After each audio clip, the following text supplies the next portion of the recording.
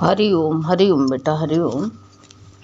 कई लोग ऐसे दुनिया में हैं कि जो सबका अपमान करके सम्मानित हो जाते हैं। हाँ बेटा, होता है, ऐसा भी होता है, लेकिन कितने दिन तक का, ये ध्यान कर लो, कितने दिन तक का वो सम्मान पाएंगे, कितने दिन तक वो सम्मान पाएंगे, ये याद कर लो।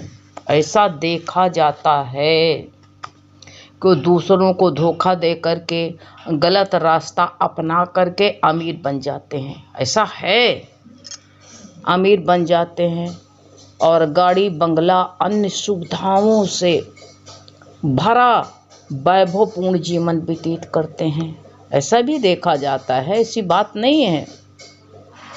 लेकिन कितने दिन तक का, जीवन में जीवन के हकीकत को देखो। आँख से जो दृश्य दिख रहा उसको मत देखो, जीवन के हकीकत को देखो कि हकीकत क्या है, हैं? हकीकत देखो, ये मत देखो कि उनकी गलत रास्ता मत देखो। हकीकत देखो, कुछ दिन के वैभवपूर्ण जीवन व्यतीत करते हैं। ऐसे लोग देखने में मिलते हैं और ऐसे भी होते हैं जो ईमानदारी और गुणी होते हैं, दूसरों की मदद करते हैं, धर्म पर चलते हैं। वो खुद कष्ट और परेशानियों से भरा यातनामय जीवन व्यतीत करते हैं। दो तरह के इंसान होते हैं बेटा, दोनों को देख लो तुम। ऐसे देखने में आते हैं, अपने जीवन में भी ऐसा गुजरा है। जो धर्म पर चलने वाला है, यातनाएं मिलती रहती हैं, लेकिन निराश मत हो। इसका परिणाम आगे देखना क्या होता है। ऐसी स्थिति में हम सोचने पर मजबूर हो जाते हैं कि सच्चाई बेकार होती है। सचमुच क्या ईश्वर का अस्तित्व है, ये हम सोचने लगते हैं। क्या सचमुच में अस्तित्व है कि नहीं है? लेकिन नहीं, गलत सोचना बंद कर दो।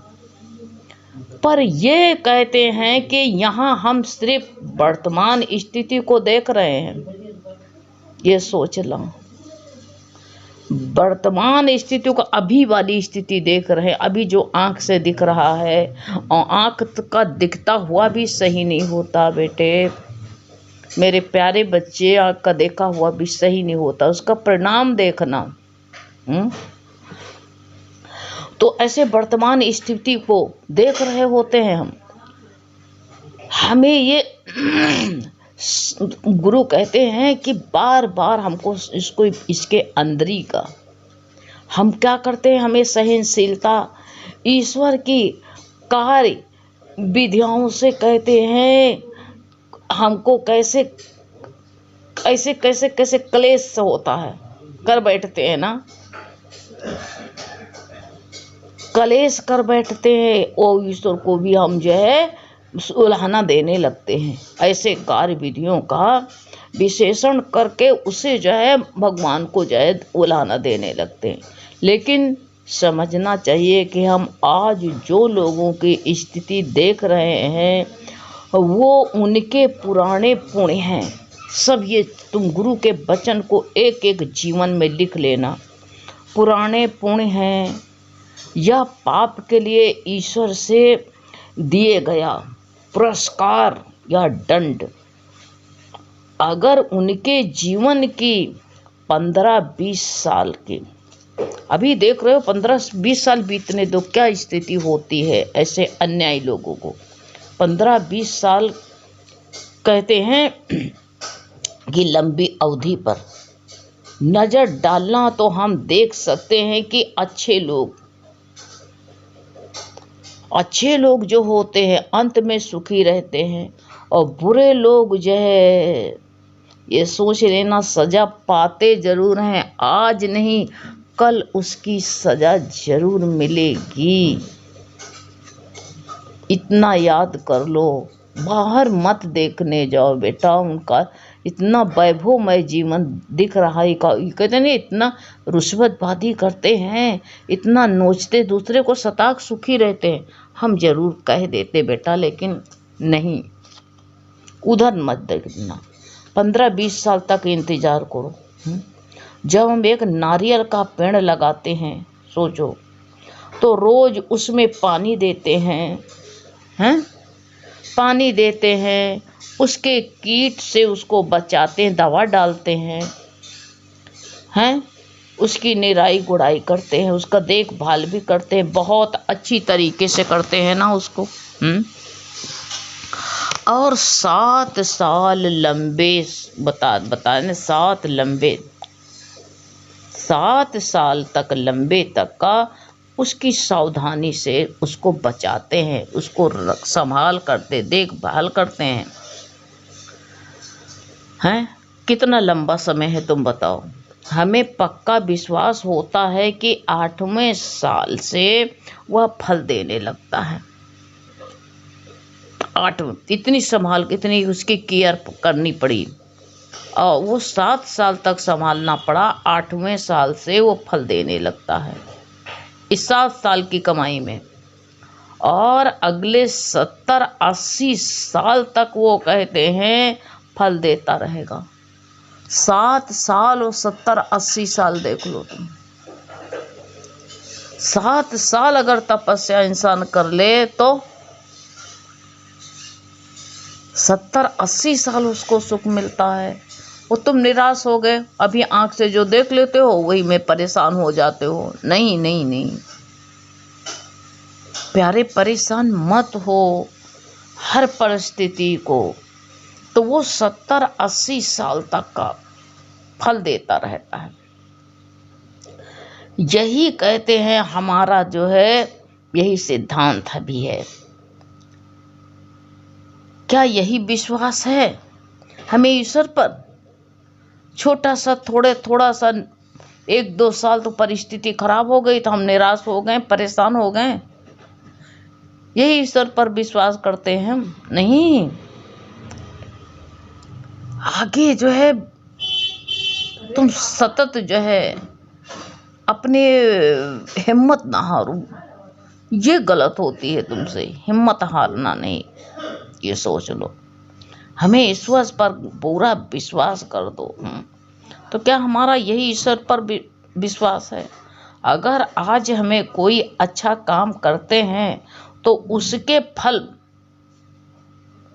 उसका फल कहते हैं 1 ही महीना में, 1 साल के अंदर में ही जो है नारियल का पेड़ लगाया और जो उसकी जो फल की अपेक्षा करने लगे, नहीं मिला नहीं मिला नहीं मिला। अरे कैसे नहीं मिलेगा? निराश नहीं हो, हम तुरंत निराश हो जाते हैं। अपने अच्छे काम जारी रखना और फल से उदासीन रहना, यानी फल की तरफ मत देखने जाओ भी। 7 साल बीतने दो। बच्चा अच्छा ही बताओ, तुम हाई स्कूल कितने साल में, आज के समय में कितने साल में पढ़ता? हाई स्कूल की डिग्री कितने साल में मिलती है? अरे 12-13 साल अगर कहीं बीच में ब्रेक नहीं हुआ, उसका फेल नहीं हुआ, तो 12-13 साल लग जाते आज की पढ़ाई में। हम लोगों की पढ़ाई डायरेक्ट होती थी, 1 पास किए, 2 पास किए, 3 पास किए, हाई स्कूल बड़े कूद कूद के निकलते जाते थे, समझे। और जो बच्चा पढ़ने में तेज होता प्रमोटेड कर दिया जाता था, उसको क्लास बना दिया जाता था। आज भी है तो 12-13 साल गुरु ने कहा, तुम हमसे कहते थे गुरु, हम लोगों से कहते थे गुरु भगवान, हम लोगों को याद नहीं होता आपका वचन, याद नहीं। गुरु ने कहा जितने साल में हाई स्कूल पास करते हो उतने साल तक तुम सत्संग आते रहो, तो तब हमसे पूछना कुछ याद आता कि नहीं आता है। कम से कम हाई स्कूल तो पास करो, 12-13 साल तक सत्संग आते रहो। अभी जुम्मे 4 दिन आए चिल्लाने लगते हो। आओ 12-13 साल तक आओ, फिर देखो। तो हमें सतत सिलसिला जारी रखना चाहिए और फल से उदासीन हो जाओ। हम देखते हैं कि यह पर कहते हैं कि ये कभी नहीं भूलो कि जो है अच्छे कर्मों के अच्छा फल बहुत धीरे धीरे मिलता है, बहुत धीरे धीरे मिलता है। अच्छे कर्मों का फल बहुत धीरे धीरे मिलता है। हम धीरज खो बैठते नहीं, अभी मिले, धीरज मत खो। धीरज सबकी कमाई है। धीरज मत खो बैठो ना, यही गलती हो जाती हम लोगों से। तो तभी कहा है कि जो है अच्छे कर्मों के फल का, जो है अच्छे कर्म का फल बहुत धीरे धीरे मिलते हैं, पर मिलते समय लंबे समय तक। समझ में आई? मतलब जो धीरे धीरे मिलते हैं वो लंबे समय तक, बहुत दीर्घ काल तक रहता है। जो फल धीरे धीरे मिलता, तत्काल मिला, अभी मिला भी नष्ट हो जाएगा, अभी नष्ट हो जाए, उधर मत देखो। तो बहुत धीरे लेकिन मिलते हैं लंबे समय तक का। समझ रहे हो? बहुत एक एक वचन गुरु का कीमती होता है। जीवन में उतारो, देखो इसको, लंबे समय तक मिलता है। और हमें कहते हैं ज्ञानी, और ज्ञानी संत गुरु जो होते हैं ये बात भी नहीं भुलाने देते हैं, और भुलाना भी नहीं चाहिए। गुरु का वचन हमें कभी जो भूलना नहीं चाहिए। ये सोच लो। ये कर्म कहते हैं प्रतिफल का सिलसिला 7 जन्मों तक, 7 पीढ़ियों तक चलता रहता है। बड़ी उसकी कर्म की गति बड़ी गहन होती, दूसरे अध्याय में कहा गया है। 7 सालों तक ये सिलसिला चलता रहता है, और 7 पीढ़ियों तक, और 7 जन्मों तक का है। 7 जन्मों तक ये सिलसिला चलता है। अरे आंखें खुल जाती हैं जब गुरु का वचन पढ़ो। बस हम एक ही जन्म में घबरा जाते हैं, नर्वस हो जाते हैं। नहीं, एक में नर्वस मत हो। नर्वसता हमें जो है, अच्छे कर्म जो होते हैं वो हमको जो, अब तुम जो है देख लो, तुम देख लो अच्छे कर्म क्या का हमारे रक्षा नहीं करते। मानुष के अच्छे कर्म किस प्रकार रक्षा करते हैं ये सोच लो। हैं ये बताना तुमको, सुन महाभारत का ही सुन लो। महाभारत में कहते हैं वो देखिए, कर्ण के कुरुक्षेत्र में महायुद्ध में कर्ण अर्जुन के बाण से बुरी तरह से घायल हो गया था। उसका रथ मट्टी में धंस गया था, और रथी छोड़ के भाग गया। अब सोच लो तुम, ये जब विपत पड़ती है, कष्ट आता है, तो रथी छोड़ के भाग गया। अब रथी जब छोड़ के भाग गया, और वो जो है मट्टी से रथ निकालने की, लेकिन वो निकाल नहीं पा रहा था। वो तो रथी तो भाग गया, नहीं सहारा देता। तो ये लिए भगवान का, और कर्ण जो है इतना धर्मात्मा होते हुए भी कुसंगत में पड़ गया। अगर ये भगवान के पक्ष में रहता तो क्या बात होती थी। बहुत कोशिश करी लेकिन निकाल नहीं पाया रथ। अब वो जो है ऐसी उसकी जो है मरण यातना पर था। वो बाण लगा, घायल हो गया। पर उसको इतना बाण लगने पर यमराज उसके प्राण लेने में असफल हो गए, नहीं आ सकते थे। क्यों? क्या था? अच्छे कर्म थे, जिंदगी में बुरे कर्म नहीं किया। थोड़ी गलती हो गई, बुरे लोगों का संग हो गया, तो उसके पुण्य क्षीण होते रहे। और गलत रास्ते पर चलने को तुम देख लो। इसीलिए गलत संगत में कभी मत बैठो। अगर चोर के साथ में तुम बैठोगे, उसका संग करोगे, तो तुमको सजा तो नहीं मिलेगी, लेकिन थाने तक जाना पड़ेगा तुमको। इसलिए गुरु कहते हैं, और संत के साथ में बैठोगे तो गुरु कहते हैं कि तुमको मान लो नहीं पुण्य मिला तो पाप भी नहीं मिलेगा। उनके संग से कहते हैं अच्छे के संग तरे, अच्छे के संग तरे, अच्छे संतरे नहीं, अच्छे के संग तरे। तुम भी अच्छे का संग करो तो निश्चित तर जाओगे, कोई संशय नहीं है। कभी संशय करके मत बैठ जाना, कोई संशय मत करना कभी भी। बताओ। तो यमराज कहते हैं उसके प्राण लेने में असफल हो रहे थे। अब भगवान गुरु कहते हैं बुरे संगत करोगे तो क्या होगा, क्योंकि कर्ण के जीवन जो है अच्छे कर्मों से भरा हुआ था, पुण्य से भरा हुआ था।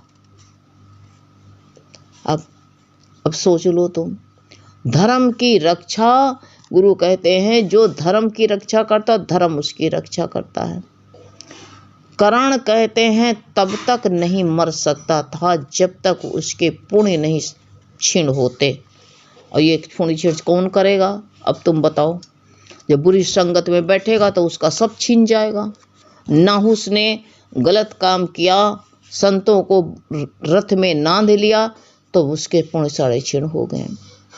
अब भगवान ने कहा बड़ी मुश्किल हो रही कृष्ण ने। जब कृष्ण ने उनके पुण्य, एक बूढ़े ब्राह्मण के भेष बना करके पुण्य मांगने गए, तो कर्ण ने कहा कि इस वक्त ऐसी को मेरे पास कुछ नहीं रहा, ऐसी चीज कोई मत मांग लेना कि मैं दे न सकूं।